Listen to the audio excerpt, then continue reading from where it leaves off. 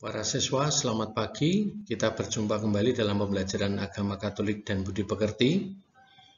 Pada pembelajaran kali ini kita masih mendalami bersama untuk kompetensi dasar yang ketiga. Kompetensi dasar yang ketiga ini sebenarnya sudah kita dalami pada 2 pertemuan yang lalu. Tetapi untuk pada pertemuan kita kesempatan ini, kita lebih mendalami bersama bagaimana melaksanakan tugas perutusan sebagai murid-murid Yesus. Ini fokus pembelajaran kita pada pagi hari ini. Oleh sebab itu, pada akhir pembelajaran, Anda diharapkan nanti dapat menjelaskan pengalaman dan perasaan diutus melaksanakan suatu tugas. Anda pasti pernah diutus, pernah dimintai tolong oleh orang lain untuk melakukan suatu tugas. Bagaimana pengalaman dan perasaan Anda sebagai orang yang ditugasi atau diutus, entah itu oleh orang tua, entah oleh sekolah, dan sebagainya. Yang kedua, Anda diharapkan mampu menjelaskan makna tugas perutusan Yesus kepada murid-muridnya menurut Matius 28 ayat 16 sampai dengan 20 dan Lukas 10 ayat 1 sampai dengan 12. Di sana akan dipaparkan atau diceritakan bagaimana Yesus mengutus murid-muridnya. Apa tujuan Yesus mengutus murid-muridnya? Bagaimana situasi yang akan dihadapi oleh para muridnya? Dan beberapa hal lain yang berkaitan dengan tugas perutusan ini. Kemudian yang ketiga, pada akhir pelajaran Anda dapat menjelaskan sikap-sikap yang perlu dimiliki para murid Yesus dalam melaksanakan tugas perutusan. Dan yang keempat, menjelaskan pokok perutusan Yesus menurut Matius 28 ayat 16 sampai dengan 20 dan Lukas 10 ayat 1 sampai dengan 12. Dan yang terakhir, Anda diharapkan mampu mewujudkan tugas perutusan murid Yesus dalam kehidupan sehari-hari. Ini harapan kami pada akhir pembelajaran ini, Anda bisa melaksanakan beberapa hal ini. Para siswa, mari kita dalami bersama bagaimana melaksanakan tugas perutusan sebagai murid Yesus. Ada 2 hal yang akan kita dalami bersama. Yang pertama mengenai tugas perutusan dan yang kedua mengenai murid Yesus. Tugas perutusan, dalam tugas perutusan itu ada 2 hal. Ada yang memberi tugas dan ada yang diberi tugas. Ya, ada yang diberi tugas.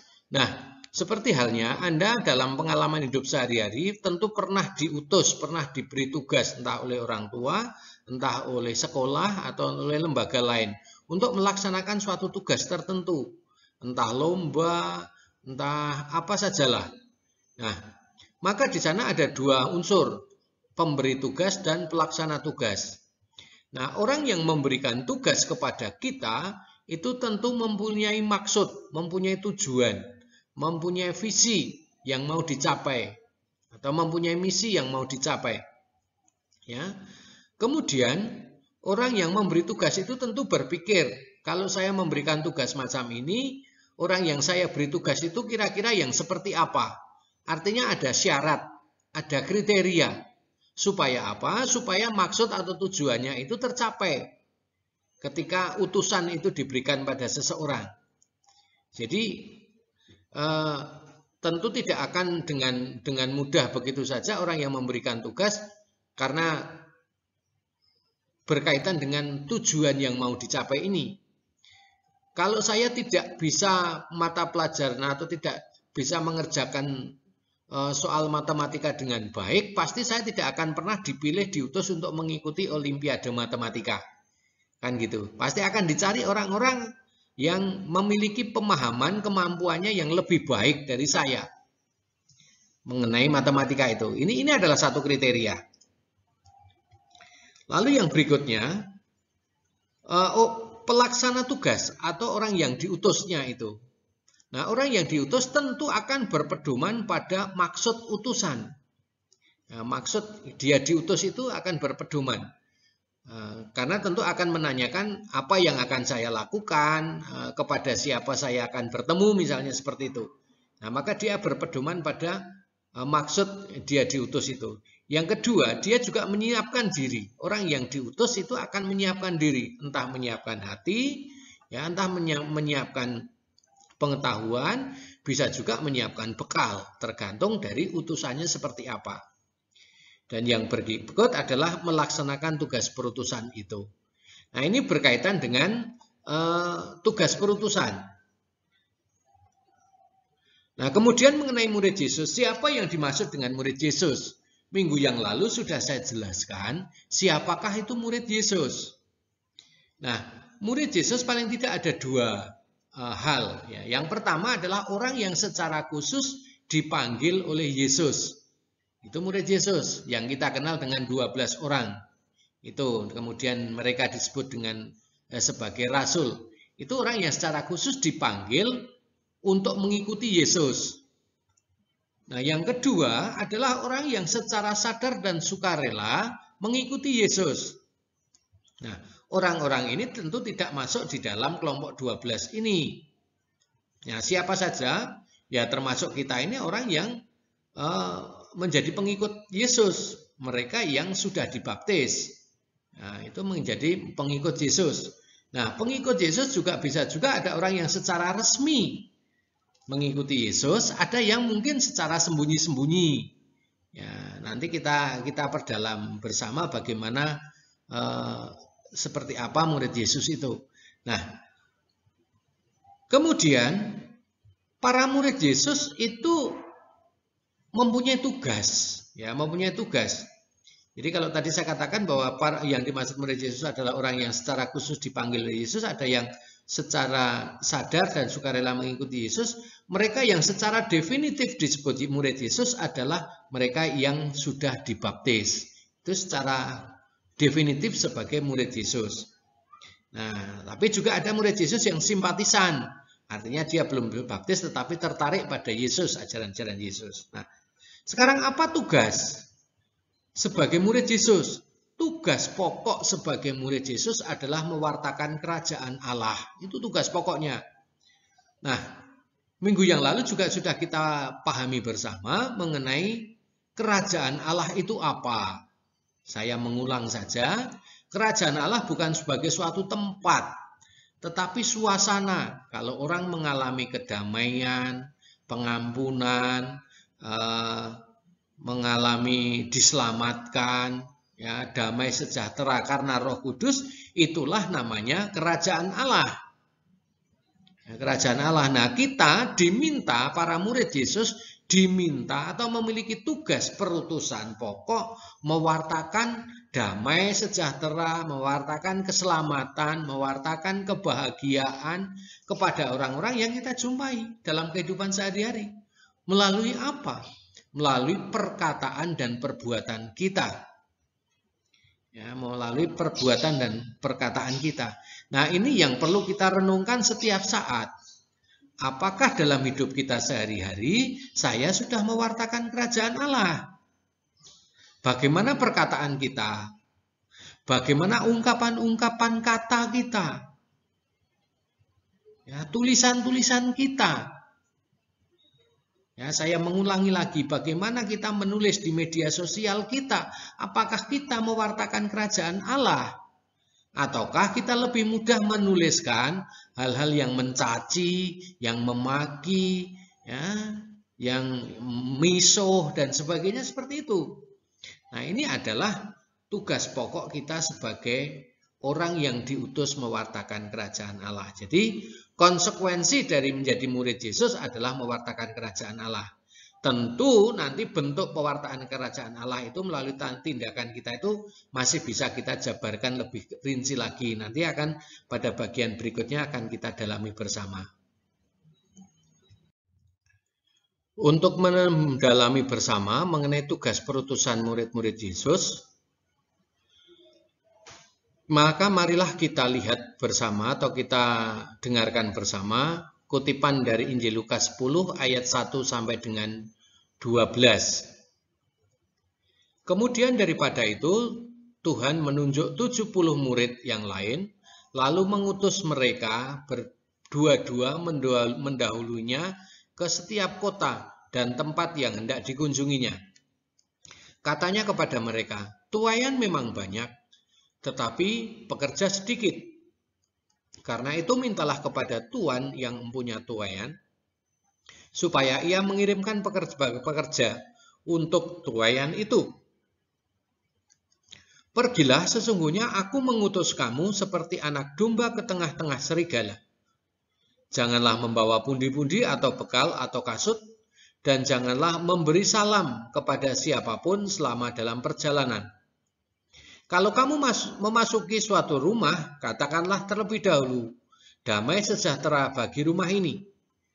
Dan jikalau di situ ada orang yang layak menerima damai sejahtera, maka salammu itu akan tinggal atasnya. Tetapi jika tidak, salammu itu kembali kepadamu. Tinggallah dalam rumah itu, maka makan dan minumlah apa yang diberikan orang kepadamu. Sebab seorang pekerja patut mendapat upahnya. Janganlah berpindah-pindah rumah. Dan jikalau kamu masuk ke dalam sebuah kota dan kamu diterima di situ, makanlah apa yang dihidangkan kepadamu. Dan sembuhkanlah orang-orang sakit yang ada di situ dan katakanlah kepada mereka, kerajaan Allah sudah dekat. Tetapi jikalau kamu masuk ke dalam rumah, dalam sebuah kota, dan kamu tidak diterima di situ, pergilah ke jalan-jalan raya kota itu dan serukanlah. Juga debu kotamu yang melekat pada kaki kami kebaskan di depanmu. Tetapi ketahuilah ini, kerajaan Allah sudah dekat. Aku berkata kepadamu, pada hari itu Sodom akan lebih ringan tanggungannya daripada kota itu. Ini dari Lukas 10 ayat 1 sampai dengan 12 mengenai perutusan Yesus. Yang berikut dari Matius 28 ayat 16 sampai dengan 20. Dan ke-11 murid itu berangkat ke Galilea, ke bukit yang telah ditunjukkan Yesus kepada mereka. Ketika melihat dia, mereka menyembahnya, tetapi beberapa orang ragu-ragu. Yesus mendekati mereka dan berkata, "Kepadaku telah diberikan segala kuasa di surga dan di bumi. Karena itu pergilah, jadikanlah semua bangsa muridku, dan baptislah mereka dalam nama Bapa dan Anak dan Roh Kudus. Dan ajarlah mereka melakukan segala sesuatu yang telah kuperintahkan kepadamu, dan ketahuilah, aku menyertai kamu senantiasa sampai pada akhir zaman." Ini perintah memberitakan Injil dari Yesus pada Matius 28 ayat 16 sampai dengan 20. Mungkin Anda ada yang bertanya-tanya, Pak, ayat 16 itu kok dikatakan ke-11 murid itu berangkat ke Galilea. Ya, ke-11 murid itu berangkat ke Galilea. Ini konteks pembicaraannya adalah, konteks ceritanya adalah konteks setelah Yesus menderita sengsara wafat di kayu salib, ya, itu. Jadi ada satu murid Yesus yang sudah meninggal, yaitu Yudas Iskariot. Maka di sana dikatakan 11 murid itu. Para siswa membaca dari kedua kutipan tadi berkaitan dengan utusan pada murid-murid Yesus, atau murid-murid Yesus itu diutus, atau tugas perutusan sebagai murid-murid Yesus, maka kita bisa bertanya, apa tujuan Yesus mengutus murid-muridnya? Kalau tadi di dalam kutipan kitab suci tadi dikatakan, jadikanlah semua bangsa muridku. Itu tujuannya, menjadikan seluruh bangsa murid Yesus. Nah, menjadi murid Yesus memang secara definitif itu kalau dibaptis, ya, definitif dibaptis. Tetapi ada orang-orang simpatisan yang tidak perlu harus dibaptis tetapi menjadi murid Yesus. Nah, maka yang paling pokok di sini sebetulnya, apalagi sesuai dalam ajaran Gereja Katolik, menurut Konsili Vatikan kedua berkaitan dengan evangelisasi atau pewartaan Injil, itu mewartakan kabar gembira kepada bangsa-bangsa itu tidak identik untuk membaptis orang sebanyak mungkin. Tapi bagaimana biar mereka menjadi murid-murid Yesus? Kalau mereka mengikuti ajaran Yesus, mereka bisa kita sebut sebagai murid Yesus. Nah, apa toh menjadi murid Yesus itu? Tugas pokoknya tadi sudah saya katakan, tugas pokok menjadi murid Yesus adalah mewartakan kerajaan Allah. Apakah mewartakan kerajaan Allah itu hanya bisa dilakukan oleh orang Katolik saja? Saya kira tidak. Kalau orang bisa menciptakan suasana damai, sejahtera, aman, tenteram, perkataannya itu menyejukkan, bukan provokatif, lalu membuat orang menderita dan sebagainya, orang mengalami damai sejahtera, ya, itu dia mewartakan kerajaan Allah. Mewartakan kerajaan Allah. Nah, jadi bisa juga Anda yang tidak Katolik pun bisa mewartakan kerajaan Allah. Nah, itu bisa dianggap sebagai murid Yesus. Nah, memang secara definitif Anda yang tidak dibaptis itu bukan murid Yesus, artinya bukan pengikut Yesus secara definitif. Nah, itu. Dan baptislah mereka dalam nama Bapa dan Putra dan Roh Kudus. Memang ada perintah yang secara khusus pada Matius 28 ayat 19 sampai dengan 20 itu. Tetapi sekali lagi bahwa di dalam ajaran Gereja Katolik, dalam evangelisasi atau pewartaan kabar gembira kepada bangsa-bangsa itu tidak identik dengan membaptis banyak orang, ya. Itu yang saya pahami. Seandainya mereka pun harus dibaptis itu karena kesadaran mereka, karena kesadaran bebas mereka. Maka sekali lagi, Anda yang sekolah di SMP Stella Duse 1 yang tidak Katolik, jangan takut. Anda tidak akan pernah dipaksa, disuruh, diminta untuk menjadi Katolik, untuk dibaptis. Tidak perlu khawatir. Anda pelajari dalam pelajaran agama Katolik bisa sebagai referensi di dalam memaknai hidup kita sehari-hari. Nah, kemudian tujuan Yesus mengutus murid-muridnya adalah untuk menuai atau memanen atau memetik, katakanlah begitu. Memang ini agak sulit untuk ditafsirkan di sana. Ya. Tujuannya adalah menjadikan penuai atau pekerja. Maka dikatakan mintalah kepada Tuhan yang empunya tuaian supaya ia mengirimkan pekerja-pekerja untuk tuaian itu. Diibaratkan bahwa di sana ada ladang yang luas yang sudah hampir panen dan membutuhkan tenaga. Nah, seperti itu. Nah, tentu ini bukan dalam pengertian seperti itu, tetapi menjadi pekerja itu artinya bekerja mewartakan kerajaan Allah. Ini tujuan Yesus mengutus murid-muridnya. Jadi tujuan pokoknya adalah mewartakan kerajaan Allah. Menjadikan muridnya dibaptis dan menjadi pekerja. Nah, lalu situasi apa yang dihadapi oleh para murid Yesus? Tadi dikatakan situasinya orang yang diutus oleh Yesus itu seolah-olah seperti ada atau seperti anak domba ke tengah-tengah serigala. Ingat, anak domba pasti itu situasi yang masih anak domba. Pasti dia belum memiliki kemampuan untuk lari yang lebih cepat dan sebagainya.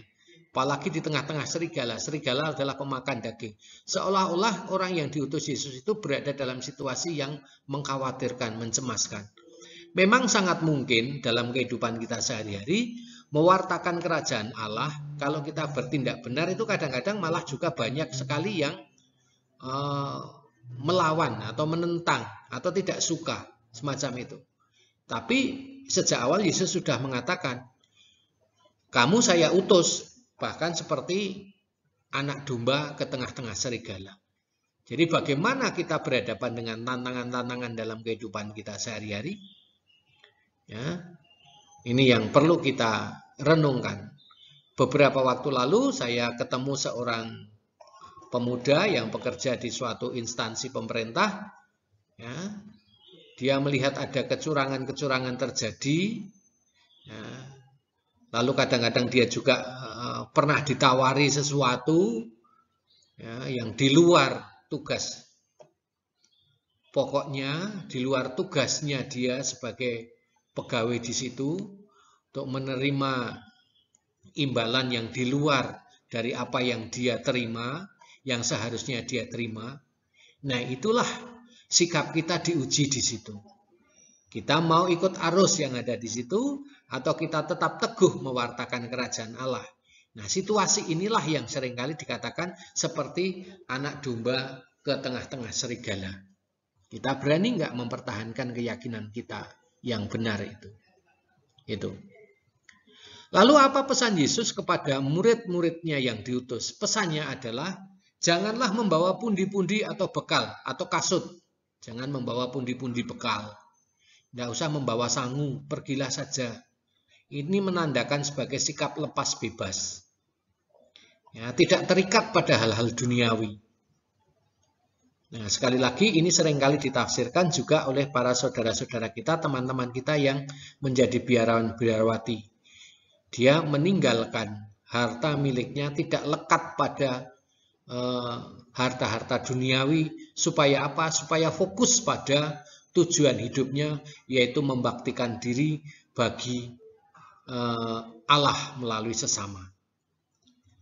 Nah, kemudian janganlah memberi salam kepada siapapun selama dalam perjalanan. Saya tidak tahu persis apa tafsir di sini.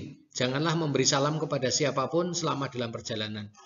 Tetapi salam itu diberikan ketika utusan Yesus itu sampai di suatu rumah. Maka di sana kalau kamu masuki suatu rumah, katakanlah lebih dahulu, damai sejahtera bagi rumah ini.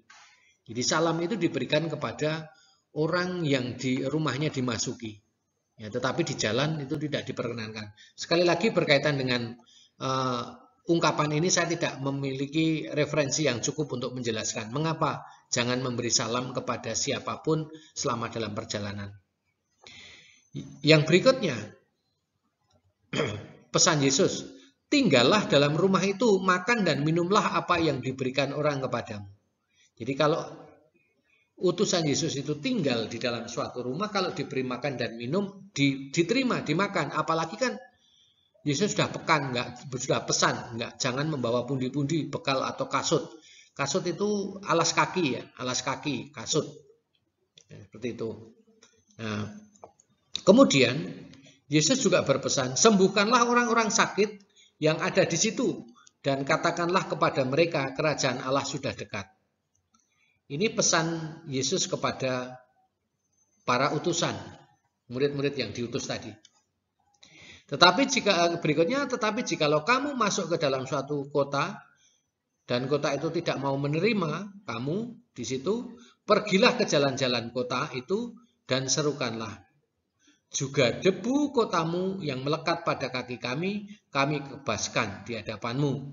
Tetapi ketahuilah kerajaan Allah sudah dekat. Nah, ini lagi diulang, kata kerajaan Allah sudah dekat. Kerajaan Allah sudah dekat. Nah, ini beda lagi tafsirannya bahwa kerajaan Allah tadi damai sejahtera dan sebagainya itu, nah, atau bagaimana diartikan sebagai kerajaan Allah sudah dekat ini. Nah, bisa juga kerajaan Allah sudah dekat ini bisa dimengerti bahwa keselamatan itu ada. Ya, sudah datang kepada kita, sudah dekat pada kita. Bagaimana kita memahami, bagaimana kita menghayati hal itu.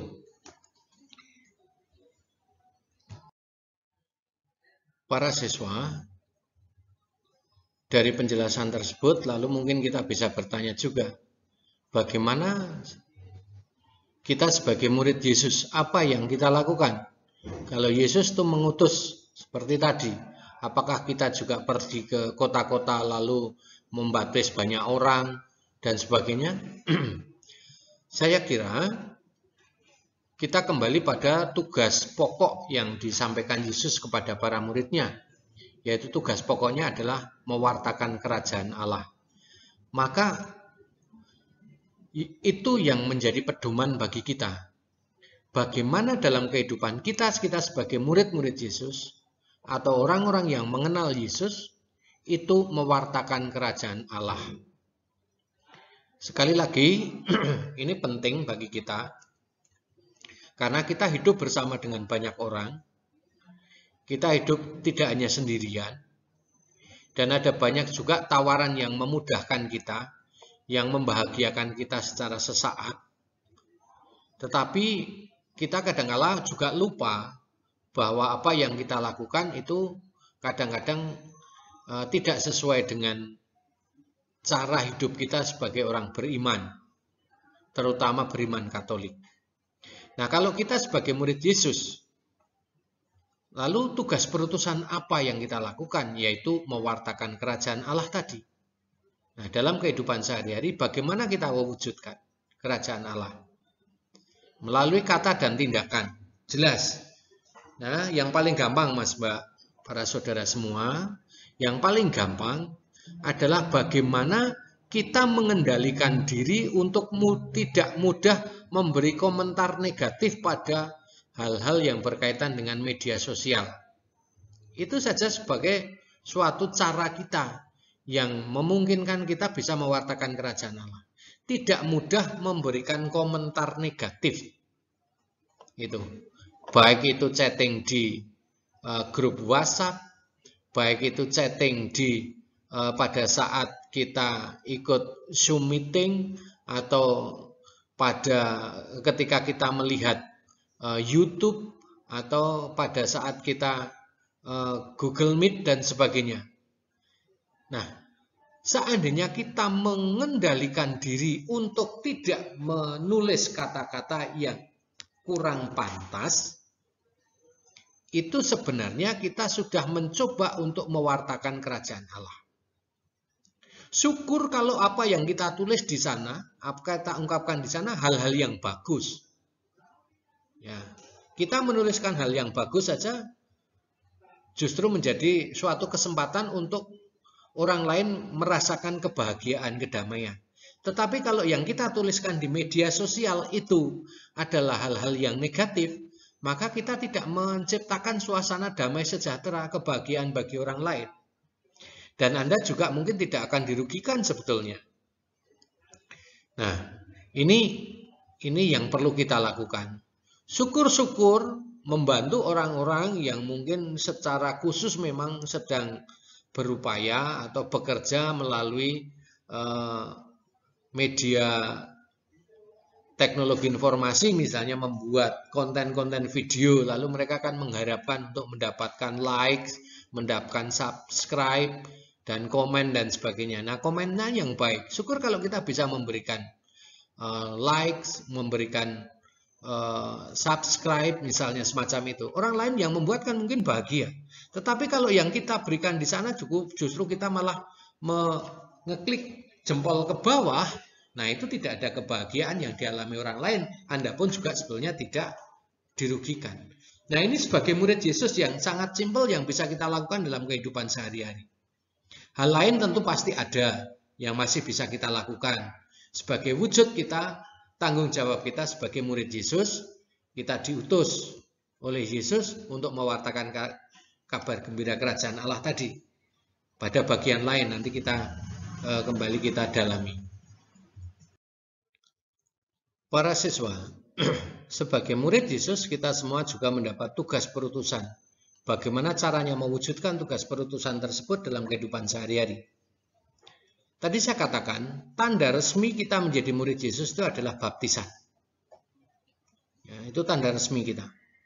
Dengan baptisan yang diterima menjadikan orang mendapatkan tugas perutusan untuk mewartakan kerajaan Allah atau mewujudkan kerajaan Allah dalam kehidupan sehari-hari. Artinya, melalui cara hidup kita, perkataan, sikap, perbuatan kita menjadi sarana datangnya kedamaian, kerukunan, persaudaraan, keadilan, dan cinta kasih. Nah, kalau kita bisa mewujudkan hal ini, di sanalah kita mewujudkan kerajaan Allah itu dalam kehidupan kita sehari-hari. Untuk itu, marilah kita berusaha memahami makna tugas perutusan murid Yesus dan bagaimana melaksanakan tugas perutusan murid Yesus dalam kehidupan kita sehari-hari. Yang pertama, melaksanakan tugas murid Yesus. Yesus menghendaki agar kabar gembira keselamatan yang dibawanya dapat diketahui oleh semua orang. Maka tadi dikatakan di sana, pergilah ke seluruh dunia. Wartakanlah kerajaan Allah. Nah, jadi kabar gembira, kalau orang mengalami situasi kerajaan Allah itu kan orang mengalami kegembiraan. Kalau kita mewartakan kerajaan Allah berarti kita mau mewartakan kabar gembira. Nah, kabar gembira keselamatan yang dibawa Yesus dapat diketahui oleh semua orang. Itu tujuannya. Meskipun Yesus dapat melakukan sendiri, Yesus tidak mau bekerja sendirian dalam mewartakan kerajaan Allah. Karena pewartaan kerajaan Allah menjadi tanggung jawab bersama. Jadi, pewartaan kerajaan Allah itu menjadi tanggung jawab bersama. Kita yang hidup di dalam suatu komunitas manusia, dalam kelompok manusia, saya kira akan mengalami kedamaian sejahtera apabila kita setiap orang mewartakan kerajaan Allah, apapun agamanya. Ya, apapun agamanya. Nah, di sini, di dalam kehidupan bersama, mewartakan kerajaan Allah adalah tanggung jawab bersama. Maka Yesus mengajak para muridnya untuk ikut terlibat.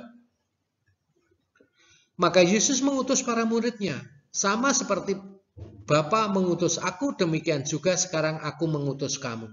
Yesus mengatakan, sama seperti Bapa mengutus aku, Bapa yang dia pahami di sana adalah Allah. Allah yang kita pahami sebagai Bapa. Mengutus Yesus, demikian pula Yesus sekarang mengutus kamu, mengutus kita.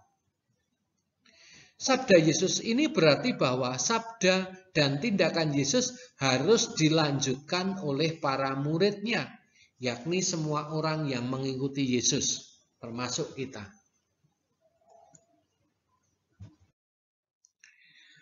Para rasul sebagai murid-murid Yesus melaksanakan dengan tekun tugas perutusan dari Yesus ini. Di mana-mana mereka mewartakan datangnya kerajaan Allah. Mereka pun pergi memberitakan Injil ke segala penjuru dan Tuhan turut bekerja dalam meneguhkan firman itu dengan tanda-tanda yang menyertainya. Berkat penyertaan Roh Kudus, pewartaan mereka diterima dengan hati terbuka oleh mereka yang mendengarnya. Dan Paulus melaksanakan tugas ini dengan penuh semangat. Keyakinannya diungkapkan dengan sangat tegas.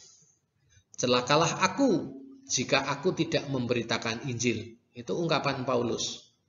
Ya, Paulus yang semula sebagai orang yang mengejar-ngejar Yesus, yang membunuh, yang menganiaya para murid Yesus, akhirnya berubah menjadi pengikut Yesus yang sangat luar biasa. Maka sampai dia mengatakan, celakalah aku jika aku tidak memberitakan Injil.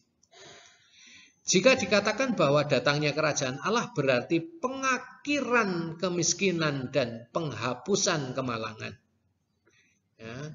Jika dikatakan bahwa datangnya kerajaan Allah berarti adalah berakhirnya kemiskinan dan penghapusan kemalangan.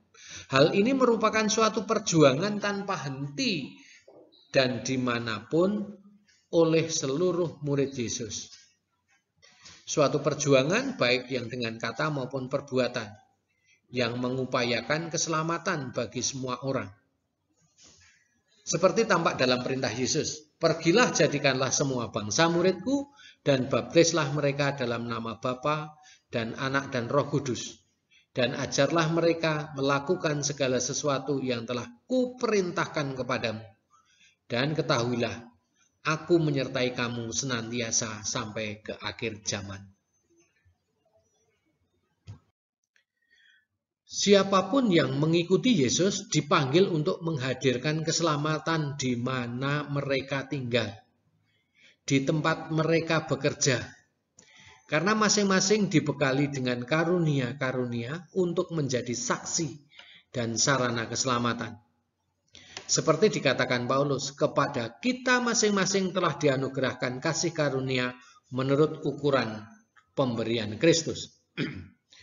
Pergilah, sesungguhnya aku mengutus kamu seperti anak domba ke tengah-tengah serigala.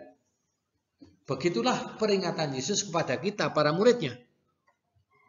Tugas perutusan yang kita terima dari Yesus mengandung resiko besar. Ada banyak tantangan dan hambatan, baik di dalam diri kita sendiri maupun dari luar diri kita. Namun Yesus memberikan jaminan bahwa Ia selalu menyertai kita.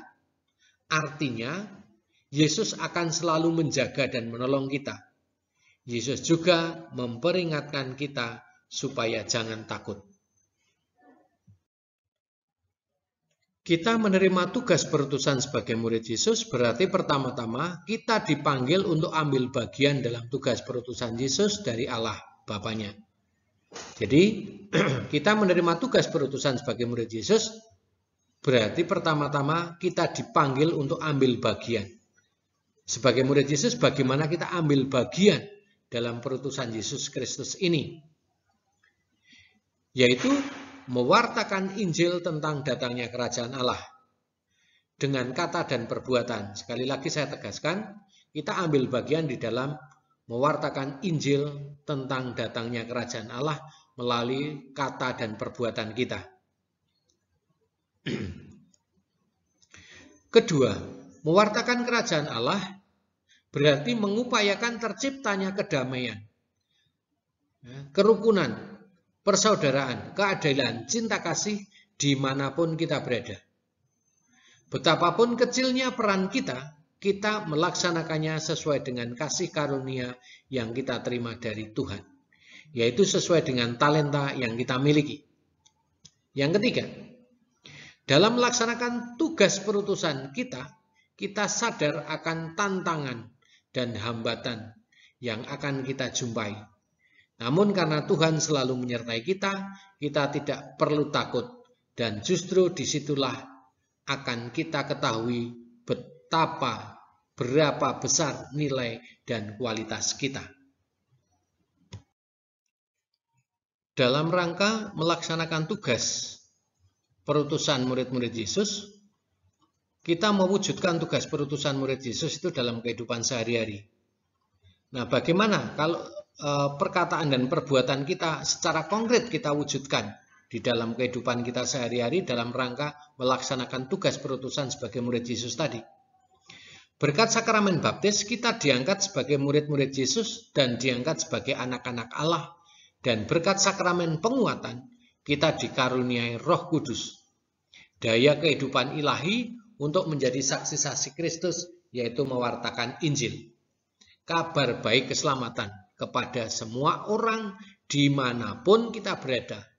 Itulah tugas kita. Ya, sekali lagi kita mewartakan kabar baik keselamatan kepada semua orang dimanapun kita berada. Ada berbagai cara yang dapat kita lakukan untuk mewujudkan tugas kita sebagai murid Yesus dalam kehidupan sehari-hari. Misalnya, ini tindakan yang bisa menjadi referensi dalam kehidupan Anda sehari-hari. Anda sudah kelas 8 pasti yang Katolik sudah pernah dibaptis. Yang baptis bayi sudah terima komuni pertama. Nah, kalau kita komuni pertama lalu bagaimana, apa yang bisa kita lakukan untuk mewartakan kerajaan Allah itu dalam perbuatan kita? Misalnya aktif di lingkungan paroki, misalnya menjadi misdinar atau putra altar, anggota KUR, dirigen, lektor atau pemazmur, ya, organis bagi Anda yang pintar bermain musik itu bisa menjadi pengiring di dalam kegiatan-kegiatan liturgi. Tentu dalam kondisi pandemi macam ini memang hal-hal ini tidak mudah kita lakukan karena kita tetap harus menjaga protokol kesehatan. Nah, bahkan misa-misa pada misa-misa minggu itu juga belum melibatkan putra altar. Tapi kita bisa bertugas di tempat lain, menjaga parkiran, ya, lalu membagikan teks misa dan sebagainya. Itu bisa kita lakukan.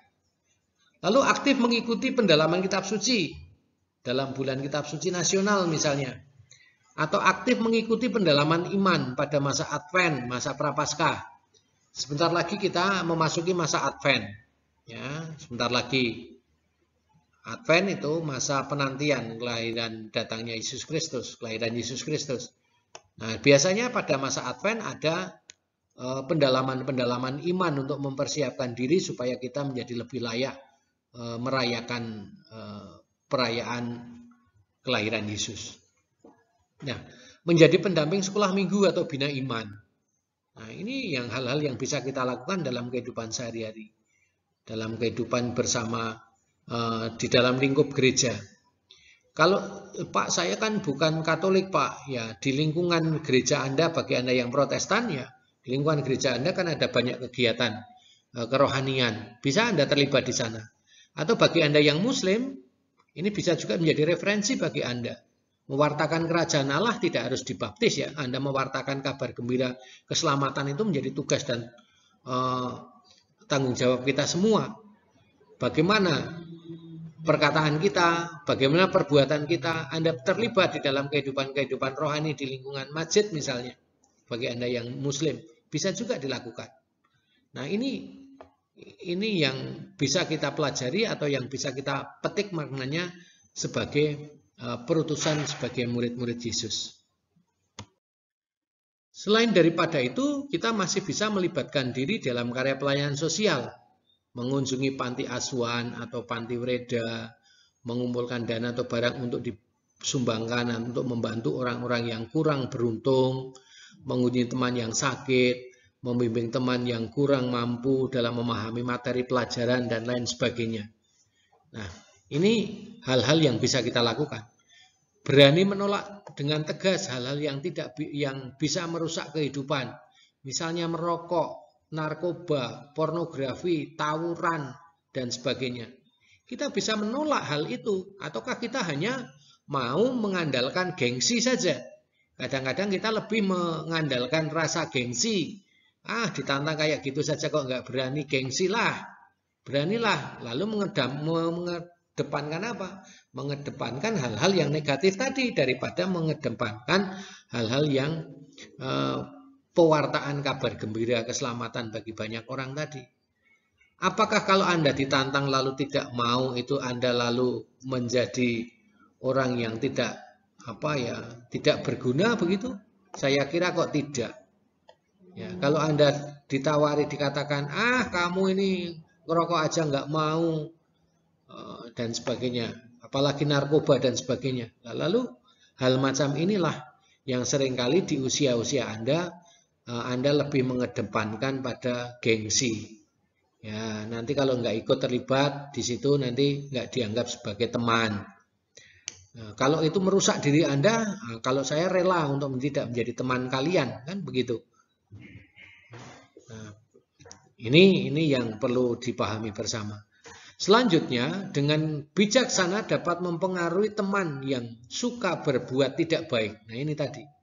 Bagaimana secara bijaksana kita mempengaruhi teman yang sering berbuat tidak baik. Misalnya ngajak ngerokok, apalagi ajak berkaitan ngepil, menonton pornografi, tawuran dan sebagainya. Kita menolak ajakan-ajakan itu berarti kita juga sudah mengupayakan bagaimana mewartakan kerajaan Allah pada banyak orang. Nah, ini yang perlu kita perhatikan. Ya. Pada intinya, kehadiran kita di tengah-tengah masyarakat dapat menjadi berkat bagi orang lain. Sehingga kehadiran kita menjadi tanda kehadiran Kristus yang menyelamatkan. Jadi kalau kita berbuat baik kepada orang lain, itu kita menghadirkan Kristus kepada banyak orang. Kristus yang menyelamatkan manusia. Para siswa, demikian pembelajaran kita hari ini. Pada pembelajaran kita ini tidak ada tugas yang harus Anda selesaikan, tetapi tetap Anda perlu mempelajari 3 pertemuan terakhir ini dengan maksud supaya minggu depan kita bisa mengambil nilai untuk ulangan, ya, nilai ulangan harian. Jadi minggu depan saya merencanakan untuk ada ulangan harian. Maka dari itu tolong pelajari kembali apa yang sudah kita bahas bersama mengenai tugas perutusan sebagai murid-murid Yesus. Ada 3 kali pertemuan. Begitu saja pembelajaran kita hari ini. Selamat melanjutkan tugas-tugas Anda, belajar Anda. Kita membuat tanda kemenangan Kristus demi nama Bapa dan Putra dan Roh Kudus. Amin. Selamat belajar.